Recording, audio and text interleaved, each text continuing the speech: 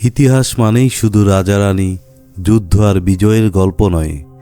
ইতিহাসের অন্ধকার কোণে এমন কিছু চরিত্র লুকিয়ে আছে যাদের জীবন বাস্তব হয়েও কল্পনার মতো ভয়ঙ্কর। এমনই এক নাম এলিজাবেথ বাথরি। ১৬০০ শতাব্দীর হাঙ্গেরির এক অভিজাত নারী, যিনি ইতিহাসে পরিচিত হয়ে আছেন দ্য ব্লাড কাউন্টেস নামে।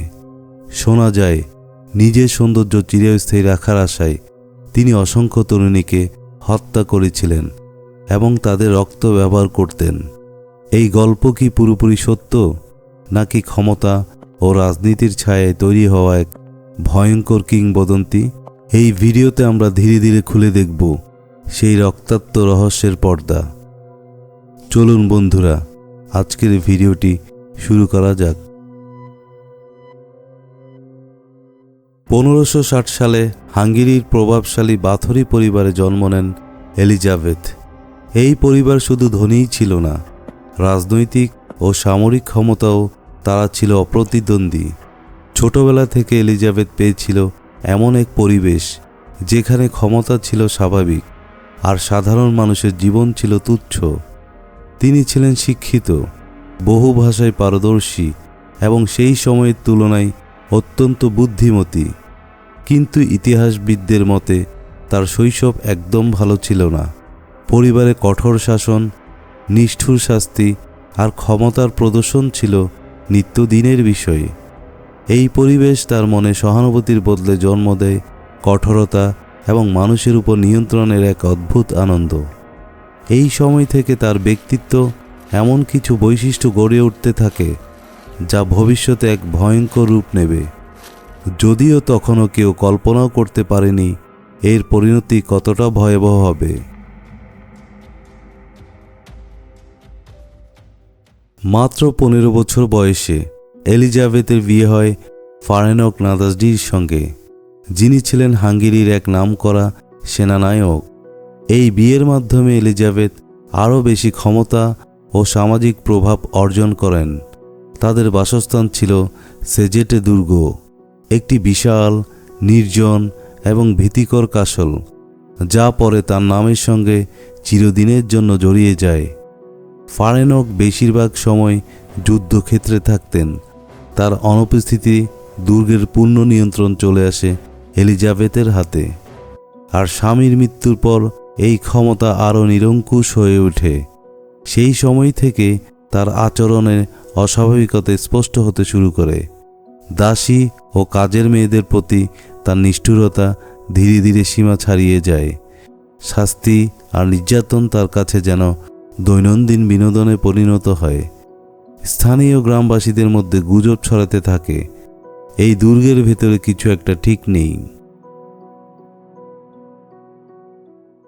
এই সময়ে এলিজাবেথ বাথরির নাম ইতিহাসের সবচেয়ে ভয়ঙ্কর অধ্যায়ে প্রবেশ করে।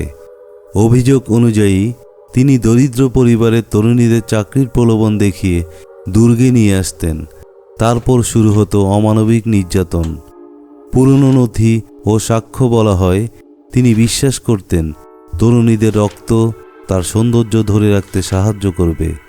এই বিশ্বাস থেকে জন্ম নেয় সেই ভয়ঙ্কর কাহিনী, রক্তে স্নান, রক্তপান, একের পর এক মৃত্যু। ভিকটিমের সংখ্যা নিয়ে মতভেদ আছে। কেউ বলেন ৮০ জন, কেউ বলেন ৩০০। আবার কিছু পুরনো সাক্ষ্যে সংখ্যাটা ৬৫০ পর্যন্ত বলা হয়েছে। সত্য যাই হোক, এত অল্প সময়ে এত মানুষের নিখোঁজ হওয়া পুরো অঞ্চলে আতঙ্ক ছড়িয়ে দেয়। তার সহচর ও দাসীরা এই কাজে সহায়তা করতে বলে অভিযোগ উঠে। ধীরে ধীরে এলিজাবেথ শুধু একজন নিষ্ঠুর অভিজাত নন, বরং এক জীবন্ত আতঙ্কে পরিণত হন।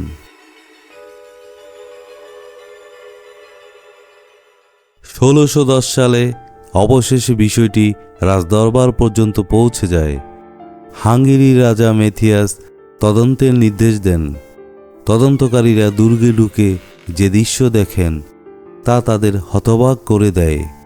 নিখোঁজ তরুণীদের কঙ্কাল, নির্যাতনের চিহ্ন এবং সাক্ষীদের ভয়াবহ বর্ণনা একে একে সামনে আসতে থাকে।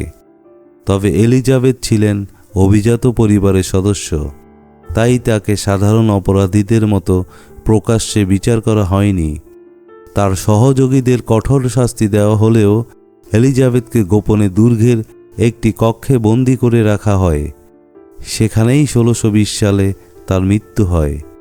কোনো আনুষ্ঠানিক ফাঁসি নয়, কোনো প্রকাশ্য রায় নয়, তার জীবনের শেষটাও রহস্যে ঘেরা রয়ে যায়। আজও ইতিহাসবিদরা বিতর্ক করেন তিনি কতটা দোষী ছিলেন আর কতটা রাজনৈতিক ষড়যন্ত্রের শিকার। এলিজাবেথ বাথরির গল্প আমাদের শুধু ভয় দেখায় না, বরং প্রশ্ন তুলতে বাধ্য করে। ক্ষমতা যদি সীমাহীন হয় আর নৈতিকতার লাগাম যদি ছিঁড়ে যায়, তাহলে একজন মানুষ কতটা ভয়ঙ্কর হয়ে উঠতে পারে। তার জীবন্ত উদাহরণ এলিজাবেথ বাথরি। বন্ধুরা, ভিডিওটি ভালো লেগে থাকলে অরণ্যপথ চ্যানেলটি সাবস্ক্রাইব করে পাশেই থাকুন। আপনার একটি লাইক, কমেন্ট কিংবা শেয়ার আমাদের সামনের দিকে পথ চলার একমাত্র অনুপ্রেরণা। ধন্যবাদ সবাইকে।